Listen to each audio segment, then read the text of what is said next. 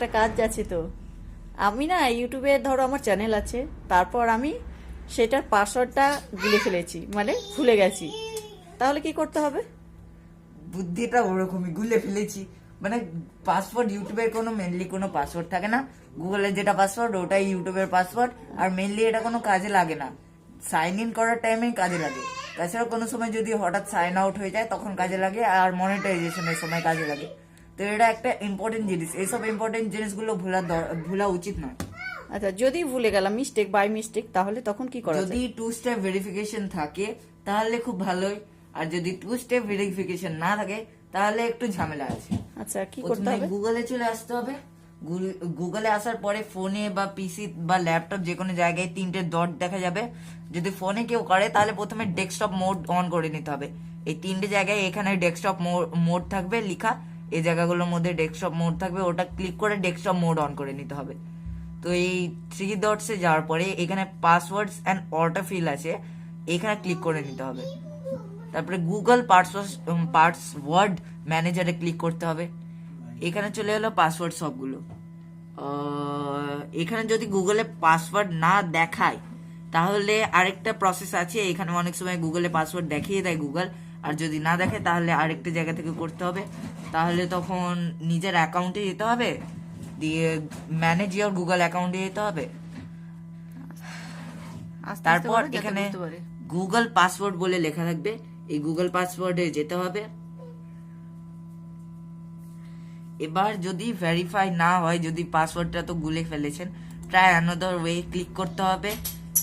Pass কি যদি থাকে তাহলে দিতে হবে, না হলে পাসওয়ার্ড দিতে হবে, না হলে যদি এই দুটোই না থাকে তাহলে ট্রাই অ্যানাদার ওয়ে ক্লিক করতে হবে। তারপরে এখানে আপনার যেটা ফোন থাকবে, যে ফোন নাম্বারের সঙ্গে মানে লিঙ্ক করা থাকবে, ওখানে একটা মেসেজ যাবে, ওই মেসেজে দুটো জিনিস লেখা থাকবে, নো আর ইয়েস। ওখানে ইয়েসটা ক্লিক করে দিতে হবে, আপনাকে দিয়ে দেবে। এবার এখানে আপনি যেটা নতুন পাসওয়ার্ড, ধরেন আমি 1212 অ্যাড করলাম, তাহলে এখানে কনফার্ম পাসওয়ার্ডে 1212 লিখতে হবে। কিন্তু এই ছোট পাসওয়ার্ডে চলবে না, 8টা ওয়ার্ডের পাসওয়ার্ড লাগবে। তো আপনি কি পাসওয়ার্ড রাখবেন সেটা রেখে দিবেন। তারপরে এখানে চেঞ্জ পাসওয়ার্ডে ক্লিক করবেন, তাহলে ওটাই পাসওয়ার্ড সেভ হয়ে যাবে। এবার তারপরে ওই পাসওয়ার্ডটাকে হয়তো 2 স্টেপ ভেরিফিকেশন করে নেবেন, না হলে এক কাজ করবেন, লিখে নেবেন কোথাও খাতায়। এবার যদি 2 স্টেপ ভেরিফিকেশন করতে চান তাহলে নিজের ম্যানেজ ইওর গুগল অ্যাকাউন্টে আবার যেতে হবে। আর এইখানে security 2 step security and sign in এ 2 স্টেপ ভেরিফিকেশন থাকবে, এখানে ভেরিফিকেশনে যাবেন অ্যান্ড যেটা কাজ করার পাস কি অ্যান্ড সিকিউরিটি কিস, যেটা আমার কাছে আছে। আর গুগল প্রমোটের 2টো ডিভাইস আছে, শুধু এটা হচ্ছে কিউআর কোড, যে কিউআর কোডটা ম্যানেজ করলে হয়ে যাবে।